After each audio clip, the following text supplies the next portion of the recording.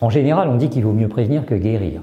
S'il est parfois possible de résoudre un désaccord ou un différend grave entre associés par la discussion, la médiation, il arrive que la discussion n'aboutisse à rien. La situation devient alors préjudiciable non seulement aux deux associés eux-mêmes, mais même à la société, à ses salariés, à ses clients, à ses fournisseurs. Plusieurs solutions sont envisageables pour éviter ces désagréments.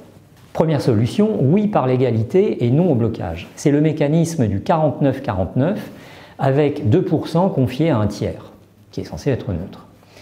Le droit des sociétés n'impose pas de conditions de quorum pour la tenue des assemblées générales. L'assemblée générale ordinaire en SARL, en revanche, chacune des décisions n'est valablement adoptée qu'à la majorité absolue sur première consultation ou à la majorité relative sur deuxième consultation. Or, dans le cas d'une SARL détenue à 50-50, la majorité absolue, comme la majorité relative, est synonyme d'unanimité. Toute décision régissant la vie courante de la société devra donc être adaptée et adoptée par deux associés.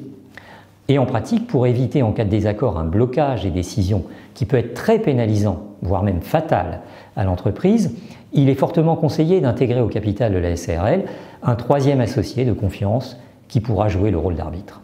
Cet associé détiendra un nombre minimal de parts sociales, 2% par exemple, qui permet de maintenir l'égalité des deux principaux associés à 49 dans notre exemple, tout en créant une majorité pour la prise de décision. Cependant, cette figure d'arbitre ne devrait jamais être sélectionnée parmi les proches de l'un des deux associés, car il faut à tout prix, dans ce cas bien sûr, garantir la neutralité, et en pratique, ça n'est pas une mince affaire. Deuxième élément, oui à l'inégalité, mais non au blocage, mécanisme du 49-51. Une répartition 49-51 n'a que peu d'incidence sur la répartition des dividendes, qui sera quasiment identique, mais permettra surtout de créer une majorité pour la prise des décisions. Cependant, en pratique, il peut être compliqué de se déterminer lequel des deux associés aura finalement ce privilège. Troisième élément, troisième possibilité, la répartition des rôles de chaque associé dans les conditions de la vie en commun.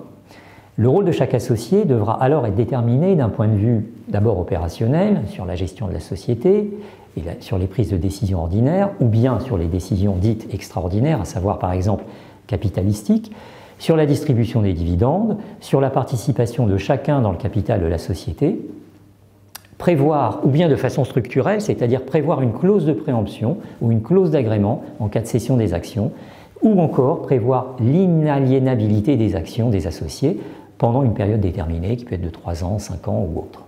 Le quatrième moyen, bien sûr, c'est la rédaction d'un pacte d'associés ou pacte d'actionnaires.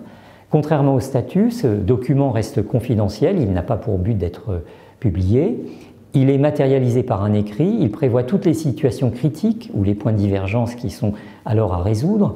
Les clauses les plus utiles sont tout d'abord la clause de non-concurrence. Les associés, durant leur participation à la société et après leur sortie, s'engagent de façon limitée dans le temps et dans l'espace à n'exercer et à ne pas concurrencer la société, à condition de ne pas porter une atteinte excessive à la liberté du travail. Il y a d'ailleurs une fiche sur le site sur l'abus en matière de clause de non-concurrence que vous pourrez lire utilement.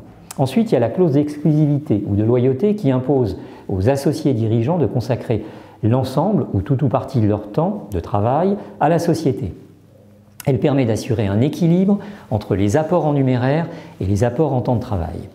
Et puis, vous avez aussi la clause de retrait qui permet à tout associé de se retirer de la société, avec bien sûr l'accord de ses co-associés, qui devront, dans ce cas-là, racheter ses titres ou les faire racheter à prix expertal. Des motifs de retrait doivent être prévus avec une grande précision dans les statuts afin d'éviter des retraits discrétionnaires ou abusifs qui peuvent déstabiliser la société. Il existe également des clauses comme la clause de buy and sell qui prévoit qu'en cas de désaccord persistant entre les associés mettant en péril l'avenir de la société, chaque associé pourra proposer le rachat de ses titres à l'autre à un prix déterminé dans la clause ou déterminable avec une règle de calcul précise. Le second associé n'a alors que le choix d'accepter, de céder ses titres ou de racheter celles de son associé au prix prédéterminable. Cette clause permet de protéger la société contre une mésentente grave des associés paralysante, voire quasiment la destruction de cette société. La clause de distribution de dividendes, suspendant la distribution de dividendes à l'accomplissement de certaines conditions, par exemple la réalisation d'un montant minimum de chiffre d'affaires ou bien d'un montant minimum de bénéfices. Il existe aussi la clause de limitation de pouvoir du ou des dirigeants ou co-gérants. La clause de rémunération des dirigeants, bien sûr, qui prévoit les règles de rémunération, de bonus des dirigeants, qui permet d'éviter, en cas de litige, que les associés prennent la décision de ne plus verser aucune rémunération aux dirigeants, ou encore la clause de préemption qui permet de racheter les parts ou les actions de l'un des associés qui souhaite vendre à un tiers.